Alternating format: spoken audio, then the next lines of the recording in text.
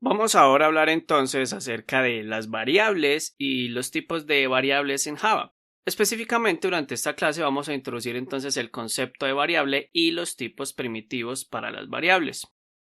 Una variable desde el punto de vista, digamos, físico del computador es simplemente un espacio que se asigna en la memoria del computador. Y la cantidad de memoria o las características de ese espacio de memoria van a depender específicamente del tipo de la variable. Digamos que entre más grande sea el tipo o más complejo sea el tipo, posiblemente más memoria se va a apartar para esa variable como tal.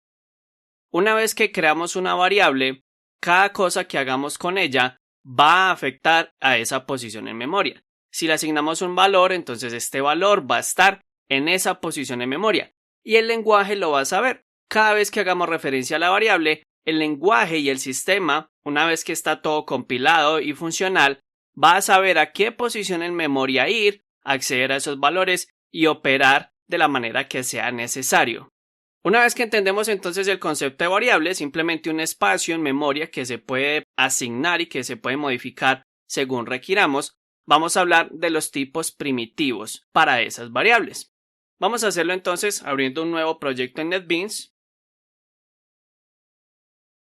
Una vez más voy a cerrar todos los proyectos. Vamos a crear uno nuevo.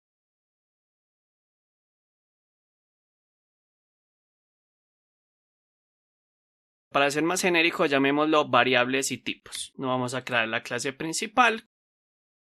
Vamos a crear una nueva clase que ahora sí la vamos a llamar tipos primitivos.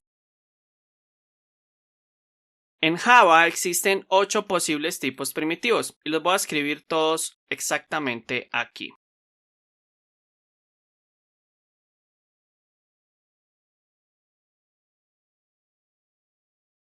Tenemos entonces a byte, short, int, long, float, double, char y boolean.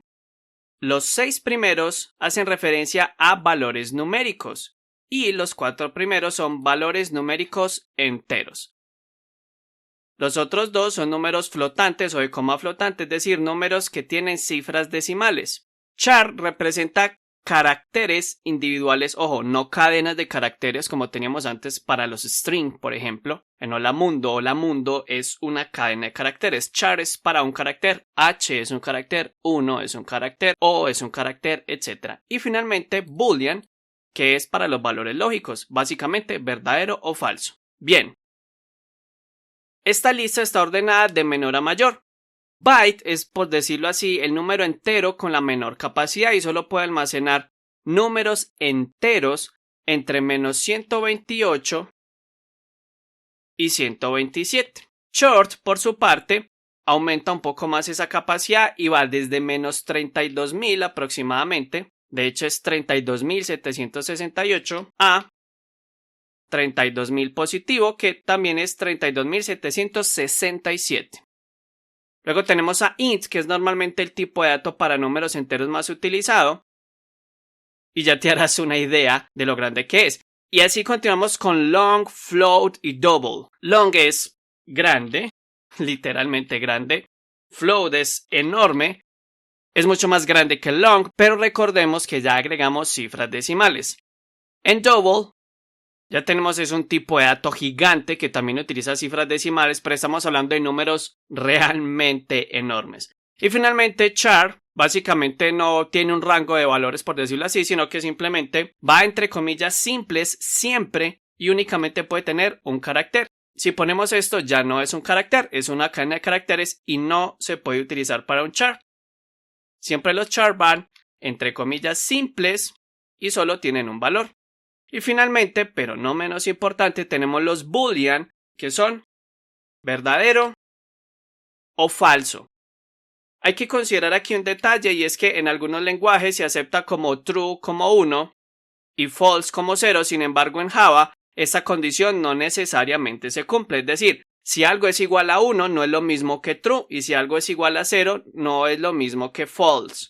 Ya tenemos entonces conocimiento de estos tipos de datos. De hecho, existe una precedencia entre ellos. Como mencioné, cada uno de ellos es más grande que el otro. El más pequeño es byte. Entonces podríamos decir que si yo tengo, por ejemplo, un número designado como tipo entero, perfectamente le puede caber un short o le puede caber un byte o muchos de ellos, por supuesto. Esto es especialmente útil al momento de realizar operaciones. Si por ejemplo estamos dividiendo enteros, la posibilidad de que sea otro número entero es baja y normalmente se recomienda utilizar números flotantes para que tengan cifras decimales como resultado de esa división, por ejemplo. Si estamos multiplicando bytes, posiblemente podríamos asignar esa operación a un short o a un entero.